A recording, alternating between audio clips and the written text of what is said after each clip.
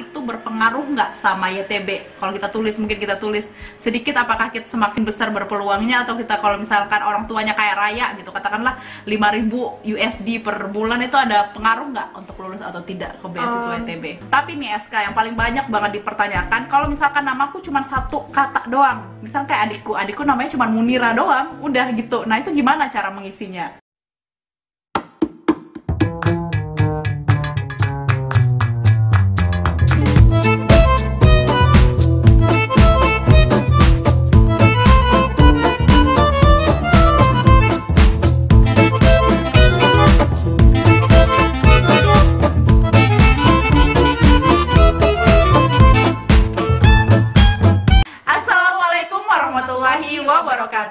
Merhaba arkadaşlar, hoş geldiniz.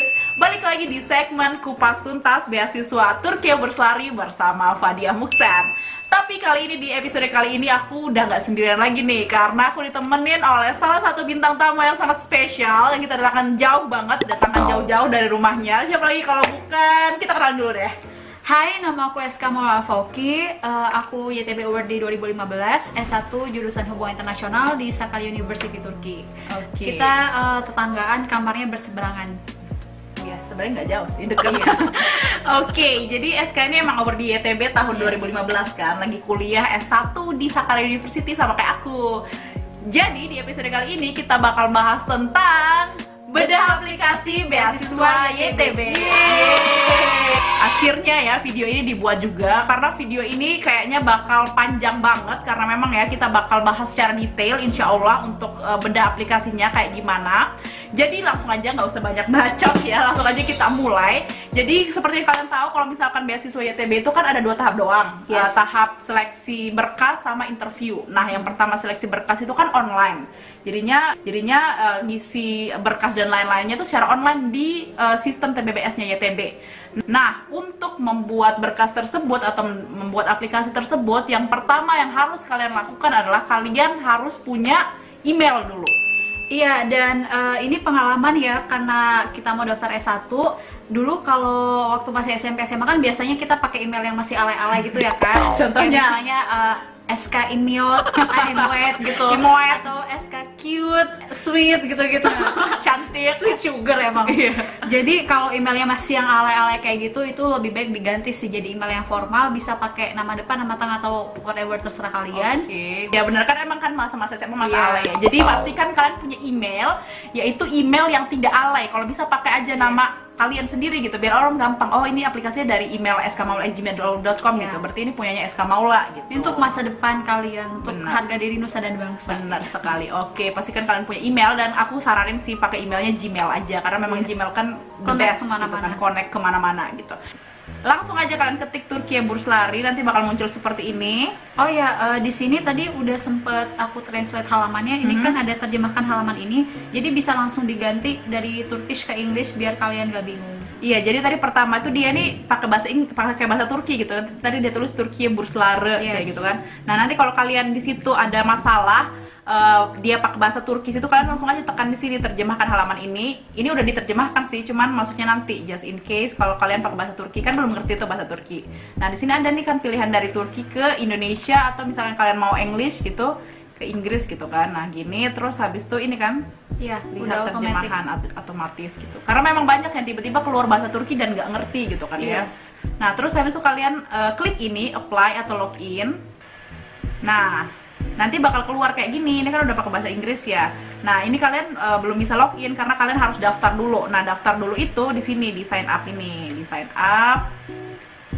Pakai bahasa ini lagi. Otomatis. Oh, ya, otomatis. Nah, jadi kan di sini ada 3 nih namanya, name, second name, sama surname. Ini name berarti nama depan. Name nama depan, second name nama tengah, surname itu nama belakang. Tapi nih SK yang paling banyak banget dipertanyakan, kalau misalkan namaku cuma satu kata doang, misalnya kayak adikku namanya cuma Munira doang, udah gitu. Nah, itu gimana cara mengisinya?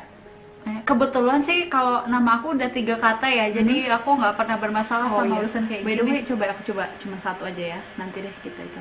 Nah, ini kalau gender tentu aja ini ya, apa namanya, jenis kelamin, terus date of birth kalian masukin aja. Di sini aku masukin ngasal-ngasal aja ya.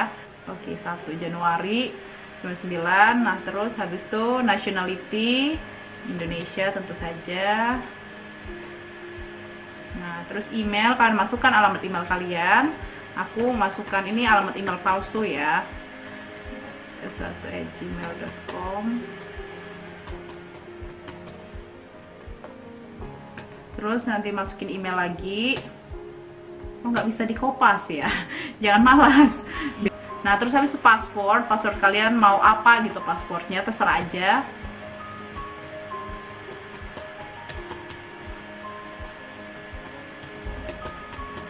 Terus passwordnya lagi, terus secret question. Ya nanti di sini akan ada pertanyaan rahasia gitu. Misalkan kalau akun kalian ada bermasalah gitu, kalian taruh aja mau pertanyaan rahasianya apa. Kalau gitu terus apa ya? Kalau aku sih makanan favorit. Nasi goreng. Oke, nasi goreng gitu. Nasi goreng. Jadi ini pertanyaan yang kalian doang yang tahu gitu. Jadi terus habis itu confirm. Kita coba ya pakai satu nama, bisa nggak ya? Kalau nggak bisa berarti itu. Tuh. Jadi di sini kan kita udah coba ya pakai satu nama, cuman daftar doang gitu, nggak bisa, dia butuh surname. Jadi tapi sedangkan kan cuma ada ya orang yang berbeda cuma satu nama doang. Jadi kalau sepengalaman aku, karena memang ada juga teman aku dulu yang kayak gitu, namanya dia kan Darojat ya, jadinya Darojat gitu. Jadi name depannya jadi Darojat, terus belakangnya juga Darojat. Jadi di sini kita bikin daftar ya. Daftar. Ini ya kalau misalnya kalian namanya cuma satu kata. Cuman kalau misalnya udah 2 kata atau 3 kata nggak apa-apa gitu.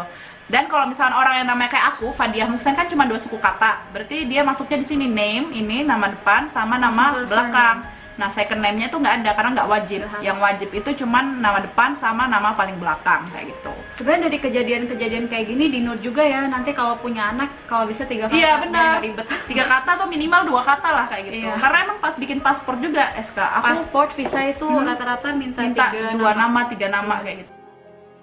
Nah, terus habis ini kalian jangan lupa centang ini Ben Robot Dailim atau I'm Not a Robot. Terus habis itu Kaidet atau save, simpen. Terus ya udah. Oke, ini kan udah nih. Kalau misalnya kalian tadi udah isi, bakal kayak gini nih. Ini keganti ke bahasa Turki lagi. Iya, keganti ke Turki ya. Pokoknya ini namanya aku lulus beasiswa gitu kan. Terus habis itu vatandaşlıknya apa namanya? Kewarganegaraan Indonesia. Nih onaylıyorum artinya I agree gitu kan. Oke, kalian centang ini. Terus habis itu kaidet, simpan, save gitu. Ya, nanti ini kita ganti lagi bahasanya. Oke, terus habis itu kan ada di sini kan, kayak kalau mau save atau gimana gitu. Oke, save aja. Ini you have one component. Bisa juga kalau mau ganti bahasa itu di sini, translate this page. Kita ganti ke English. Coba, biar lebih gampang. Tuh. Jadi please ya jangan suka bilang, "Kak, kok ini bahasa Turki?" Soalnya gitu. Itu udah bisa ditranslate gitu. Benar. Oke, nanti kan kalian bakal dapet kayak gini kan, bla bla bla bla, terus habis itu udah registrasinya udah sukses. Jadi bilang your account has been activated. Klik the homepage link to login. Jadi kita kembali lagi ke homepage-nya. Nah, terus kita masuk di sini. Tadi kan kalian sign up ya. Sekarang kalian udah bisa login karena kalian udah aktivasi di email tadi. Nah, jadi sekarang kalian tinggal login, dimasukin email sama password tadi, login deh masuk. Nah, sekarang kalau udah login, kita mulai untuk mengisi semua segala macam ini. Oke, kita bisa mulai dari mana ya? Dari personal information pastinya ya. Iya, dari yang pertama. Ini kita bisa lihat di sini, kita ini lihat nih. Ini semua kan merah ya, kuning gitu. Nah, kalau kalian nanti pokoknya intinya semuanya harus menjadi hijau. Gimana cara menjadi hijau? Yaitu dengan mengisinya harus dilengkapi semua. Ini kita edit aja ya. Ini dari personal information. Nih. Kita harus taruh foto juga ya, berhubung kita pakai foto sembarang aja di sini ya. Kalau aku dulu aku pakai pas foto SMA. Ya, kalau ada foto yang resmi gitu kan ya, foto-foto SMA yang pakai pokoknya foto resmi gitu. Choose file.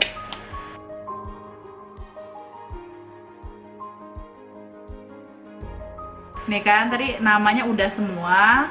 Tadi kan udah kita bilang ya kalau nama kalian cuma satu suku kata, berarti nama depan dan nama terakhir pakai nama yang sama, misalkan SK gitu. Nah, gendernya udah. Nah, di sini kan ada marital status ya, ada single, divorce sama married gitu. Gimana SK? Ada larangan nggak untuk anak YTB untuk menikah kayak gitu? Kalau di beasiswa YTB itu sendiri nggak ada larangan menikah, baik sebelum masa studi sampai masa studi itu nggak ada larangan, iya. Ataupun pas kita lagi studi, di masa studi menikah gitu, menikah nggak ada larangan. Gak ada kan di beberapa beasiswa beda-beda kebijakannya, misalnya di Chevening Scholarship yang di UK itu setahu aku sih nggak boleh menikah selama masa studi ya. Walaupun dia S3 sekalipun. S3 kurang tahu, tapi kalau S2 nggak boleh menikah. Oke. Kalau di Chevening Scholarship. Iya, jadi santai aja kalian yang udah menikah atau lagi mau menikah dan mau mendaftar ITB, nggak ada masalah sama sekali gitu, karena bebas aja. Jadi kita tulis karena kita single, jadi kita akan menuliskan single. Jadi kita Single save. sama jomblo bedanya apa sih? Nah, jadi kan di sini ada ID type, kan ada dua. Kalian bisa pilih nomor induk kependudukan atau paspor. Nah, kalau yang punya paspor, kalian tinggal tekan sini. Di sini ada passport number, isi aja nomor paspor kalian. Terus ini paspor type-nya apa tadi sekarang?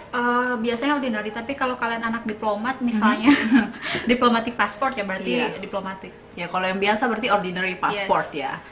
Terus habis itu pasport country code, kalian lihat aja kodenya berapa, sama paspor dokumen. Di sini kalian lihat, kalian harus mengupload si paspor dokumen kalian itu filenya. Jadi nanti kalian scan dulu pasportnya, terus habis itu diupload di sini gitu.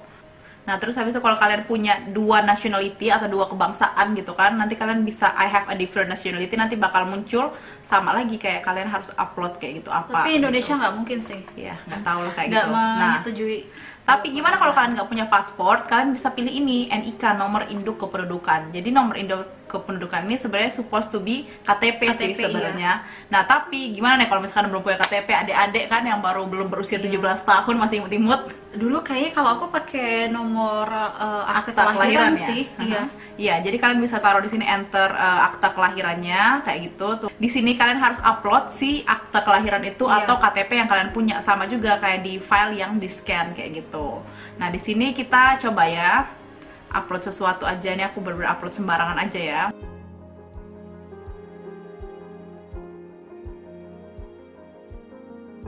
Nah, udah kalau kayak gini. Terus di bawah ini masih ada lagi religious belonging, berarti otomatis tulislah apa namanya, agama kalian apa, Islam gitu kan. Terus etniknya apa. Nah, etnik ini kalau kemarin aku kan orang NTT, aku tulis Sumbanes, orang Sumba. Kamu apa SK? Aku karena Jawa. Palembang. Palembang apa dong, ada nggak Palembang? Suku Palembang Kayaknya maksudnya Riau deh, Palembang nggak ada. nih, Riau Palembang. Palembang. Nah nih, kalau misalnya kalian masukin aja suku kalian apa. Terus disability status, kalau kalian punya cacat difabel, gitu ya, cacat kalian bisa tulis ini. Kalau tidak punya, ada di sini nggak usah diisi itu. nggak usah diisi ya. Oke, kita simpen ya. Udah. Oke. Jadi di sini ada hobi info sama special skill information. Kalau kalian mau tulis ini udah biru ya di sini. Sebenarnya kalau udah biru tuh ini nggak wajib, berarti nggak harus diisi. Nggak harus diisi, tapi ya lebih baik diisi ya, biar orang lebih mengenal siapa kamu. Tapi sini kita skip aja ya, nanti kalian isi sendiri. Nah, di sini ada family information. Boleh nggak ya diisi? Boleh. Di sini ada family information. Nah, terus mother's name. Mau taruh nama siapa nih? Mama gitu ya. Is your mother alive? Masih hidup nggak ibunya? Terus yes, kalau iya, kalau udah nggak berarti no. Terus kalau ibu kalian punya job, punya pekerjaan, bisa dicentang di sini. Nanti mereka bakal tanya apa gitu pekerjaannya, di mana, institutionnya, terus your mother's job itu apa, terus sama posisinya itu apa. Apa kita ngarang aja kita isi? Nggak usah diisi lah udah. Nggak usah ya. Mau tulis Kemlu tadi. Amin. Your father's name, bapak gitu ya. Your father alive, yes gitu. Nah, my father has a job, boleh lah nih kita tulis ya. Apa nih SK? Kemlu aja di Kemlu. Bahasa Inggris dong. Nggak ngerti nanti kementerian Foreign Ministry Office. Foreign. Iya, kalau kalian tulis kayak gini, tulis pakai bahasa Inggris lah ya, jangan jawab pakai bahasa Indonesia, karena kan nanti orang yang screening nggak ngerti ya. Misalkan kamu tulis Ministry. kalau kamu tulis Kementerian Luar Negeri kan dia nggak ngerti ya. Your Professionnya apa? Profession, misalnya diplomat yang ngarang sih. Amin gitu. Nggak ada ya, nggak keluar. Nggak bisa. Nggak keluar Bun. Taruh aja dari sembarang lah. Astronot ya, misal. Astronot Oh di ya Foreign udah, Ministry. berarti NASA. Kita tulis NASA. Oke, terus posisinya misalkan leader, anggap aja udah tulis kayak gitu ya. Apa aja posisi bapak kalian gitu. Number of siblings, berapa saudara yang kalian punya. Yes. Berarti termasuk kita nggak dihitung? Aku dulu enggak sih. Aku juga nggak, karena dibilang siblings gitu kan. Iya, Jumlah number saudara. siblings. Kamu berapa kita tulisnya? 2 gitu. Berarti 3 sama kamu ya nggak? Yes. Oke. Terus habis marital status, kok nggak bisa ya? Bun ya? Total monthly income. Nah, di sini kan ada ya bulanan itu kalian berapa gitu gaji dari bapak dan ibu kalian. Nah di sini kan ada yang tanya, apakah itu berpengaruh nggak sama YTB? Kalau kita tulis, mungkin kita tulis sedikit, apakah kita semakin besar berpeluangnya, atau kita kalau misalkan orang tuanya kayak raya gitu, katakanlah 5.000 USD per bulan, itu ada pengaruh nggak untuk lulus atau tidak ke beasiswa YTB? Kalau ini aku nggak punya sumber pasti ya, nggak punya referensi yang pasti berpengaruh atau enggak. Cuma biasanya sepengalaman aku yang namanya beasiswa luar negeri itu mereka nggak menitik beratkan ke keadaan finansial si pendaftar. Contohnya aku punya teman anak S2 dari Mongolistan, kemarin bapaknya itu sempat jadi salah satu capres di negara tersebut gitu. Jadi itu kan nggak ada ketimpangan ya, ada yang anak orang capres biasa gitu, ada yang juga dari keluarga yang finansialnya bagus banget. Kayaknya sih nggak terlalu berpengaruh. Beda banget sama beasiswa di Indonesia yang biasanya beasiswa untuk kurang mampu gitu-gitu ya. Pun kadang minta surat keterangan slip tidak mampu, gaji, foto rumah segala macam. Kalau beasiswa luar negeri itu jarang sih yang ada seperti itu. Aku belum pernah lihat malah. Jadi ini malah kalian tulis aja gitu berapa yang kalian mau, dan dia nggak bakal minta slip gaji ataupun foto rumah fisik, keadaan rumah kalian nggak ada sama sekali. Jadi tulis bebas. Kalau menurut aku sendiri sih data yang kayak ini nggak harus dibohongin sih. Iya, biasa aja gitu. Iya. Nih kita save gitu. Buktinya kan yang anak banyak kok anak-anak YTB, anak-anak orang kaya kayak gitu, mereka masih kok jadi YTB. Kayaknya mereka memang lihat dari berkas kalian gitu, nggak peduli latar belakang keluarga kalian tuh apa gitu. Nah ini udah nih family information, dia berubah lagi nih ke bahasa Alien. Nih kalau misalkan dia berubah terus ke bahasa Turkish, kalau kalian nggak ngerti kalian ini terus ya, translate terus gitu ya. Udah ya. Nah, terus kita lanjut ke kontak information. Di sini nanti bakal ditanya gitu kan. Jadi di sini ada kontak information. Di sini yang dimaksud kontak information adalah rumah asal kalian. Kan biasa ada nih kalau anak S2, S3 kan biasa mereka udah merantau gitu. Kayak aku kan asalnya NTT tapi kuliahnya di Jogja. Nah, jadi di sini kontak information yang pertama di sini adalah maksudnya rumah asal kalian. Kayak aku kan KTP-nya di NTT gitu. Berarti aku tulis rumah di NTT di sini gitu.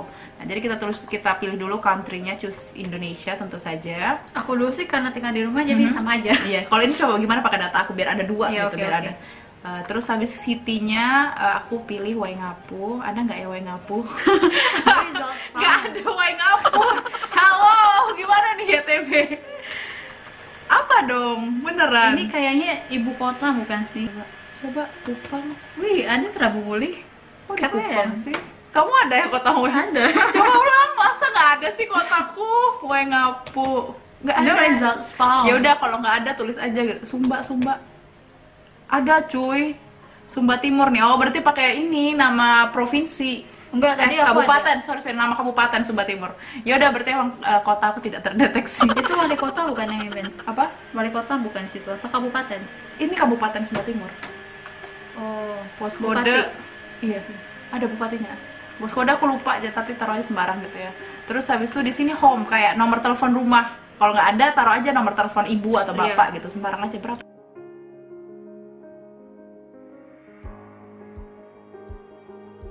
Nih terus habis itu ini kan nomor telepon rumah, ini nomor telepon HP gitu.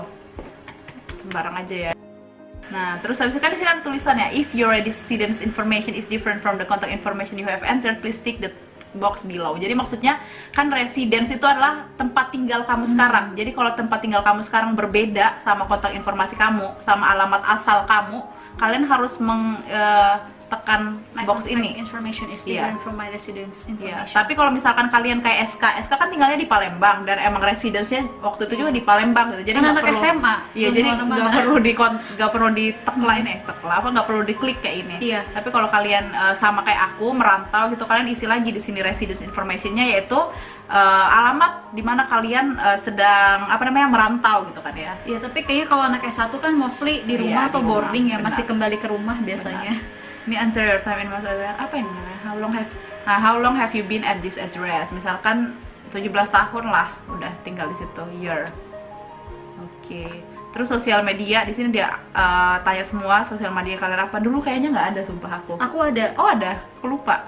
Ya kalian taruh aja semua. Nah di sini juga penting buat sosial media. Mungkin yang kalau masih anak-anak SMP, SMA suka pasang status galau, belum makan, terus diputusin pacar galau, itu kayaknya dikurang-kurangin deh, karena atau enggak dihapus aja dulu status alay dihapus gitu. Dulu itu impactnya panjang banget, bahkan sampai nanti kita mencari kerja gitu. Karena kemungkinan besar mereka kan mereka nggak kenal kalian kan, dan belum pernah ketemu kalian sama sekali. Nah terus pasti mereka bakal stalking Facebook kalian, Twitter, LinkedIn, atau apa aja yang kalian punya gitu, Skype. Terus kalau mereka lihat kayak anak ini misalkan dia aktif dalam berorganisasi, kayak semuanya diupload atau di apa kayak gitu, dengan status-status yang galau kayak I'm so sad, he leave me, kayak gitu-gitu kan, nanti pasti impactnya gede, beda. Penilaiannya gitu, dia nggak benar. cukup strong dan tough enough gitu loh, nanti menghadapi perjalanan selanjutnya. Terus juga kalau misalkan di Facebook itu kan suka ada share-share berita hoax, itu juga aku pernah baca salah satu sumber, it's better kalau misalkan dihapus aja. Benar. Jadi pokoknya sebelum kalian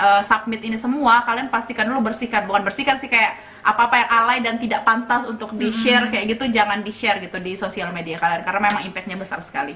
Oke, terus kita save aja ini.